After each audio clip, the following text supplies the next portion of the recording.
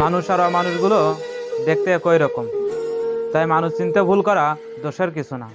শিক্ষিত লোকটি বলল যাবি, অশিক্ষিত রিকশাওয়ালা লোকটি বলল কোথায় যাবেন। সব শিক্ষা বই পড়ে আসে না।